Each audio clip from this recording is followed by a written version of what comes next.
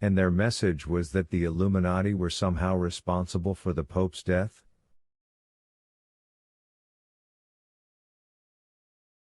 The anchorman sounded incredulous. Correct. The caller told me that the Pope's death was not a stroke, as the Vatican had thought, but rather that the Pope had been poisoned by the Illuminati.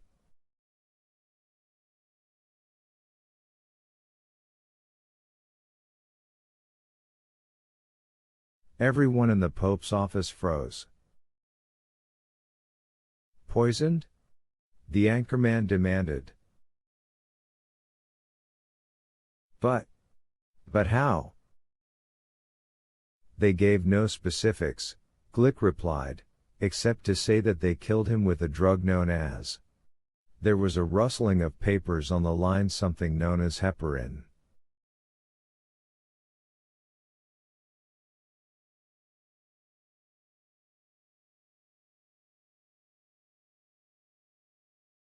The Camerlegno, Olivetti, and Roche all exchanged confused looks.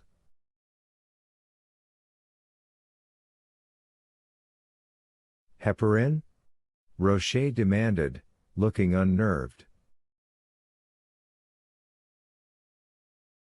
But isn't that? The Camerlegno blanched. The Pope's medication. Vittoria was stunned. The Pope was on heparin? He had thrombophlebitis, the Camerlegno said. He took an injection once a day.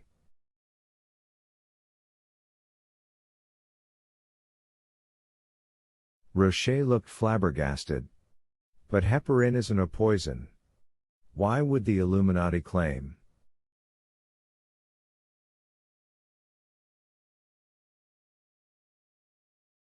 Heparin is lethal in the wrong dosages, Vittoria offered. It's a powerful anticoagulant. An overdose would cause massive internal bleeding and brain hemorrhages. Olivetti eyed her suspiciously. How would you know that? Marine biologists use it on sea mammals in captivity to prevent blood clotting from decreased activity.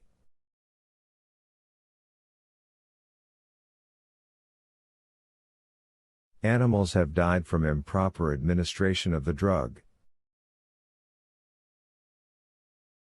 She paused. A heparin overdose in a human would cause symptoms easily mistaken for a stroke, especially in the absence of a proper autopsy.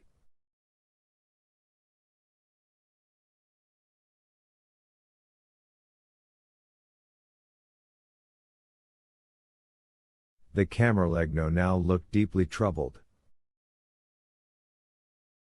Signore, Olivetti said, this is obviously an Illuminati ploy for publicity.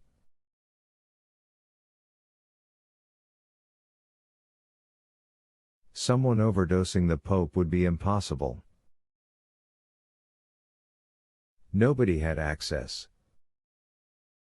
And even if we take the bait and try to refute their claim, how could we?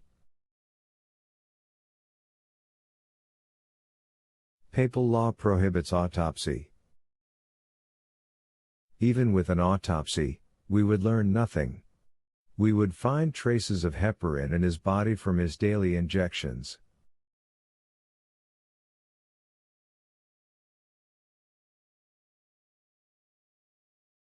True. The Camerlegno's voice sharpened. And yet something else troubles me. No one on the outside knew His Holiness was taking this medication.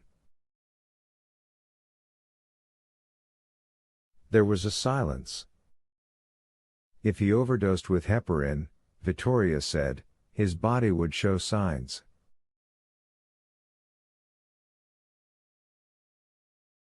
Olivetti spun toward her. Ms. Vetra, in case you didn't hear me, papal autopsies are prohibited by Vatican law.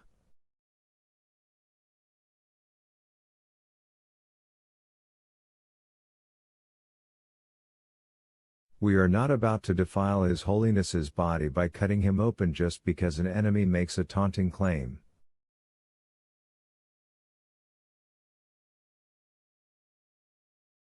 Vittoria felt shamed. I was not implying. She had not meant to seem disrespectful.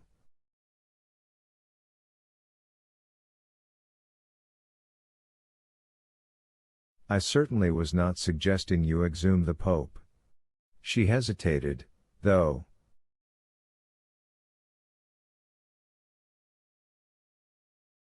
Something Robert told her in the Chigi passed like a ghost through her mind. He had mentioned that papal sarcophagi were above ground and never cemented shut, a throwback to the days of the pharaohs when sealing and burying a casket was believed to trap the deceased's soul inside.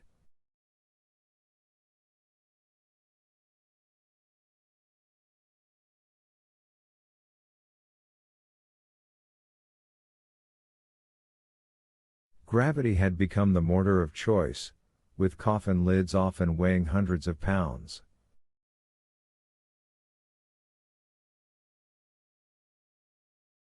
Technically, she realized, it would be possible to.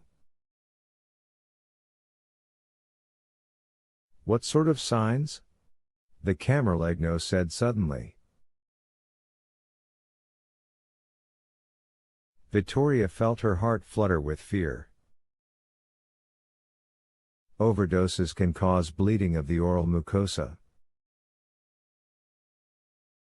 Oral what? The victim's gums would bleed. Post-mortem, the blood congeals and turns the inside of the mouth black. Vittoria had once seen a photo taken at an aquarium in London where a pair of killer whales had been mistakenly overdosed by their trainer.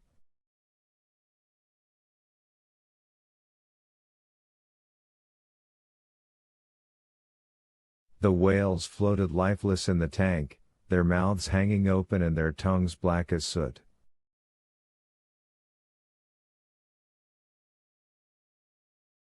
The Camerlegno made no reply.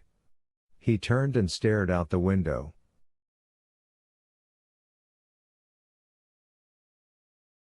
Rocher's voice had lost its optimism. Signore, if this claim about poisoning is true.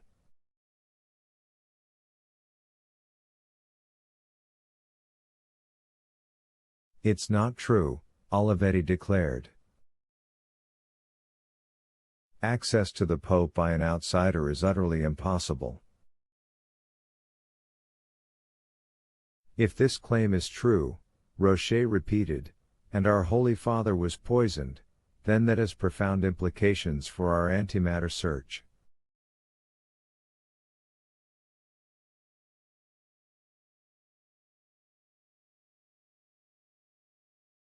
The alleged assassination implies a much deeper infiltration of Vatican City than we had imagined.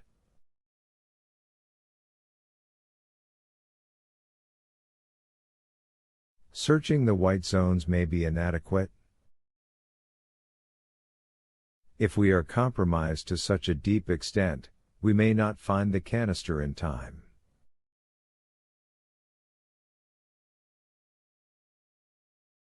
Olivetti leveled his captain with a cold stare. Captain, I will tell you what is going to happen.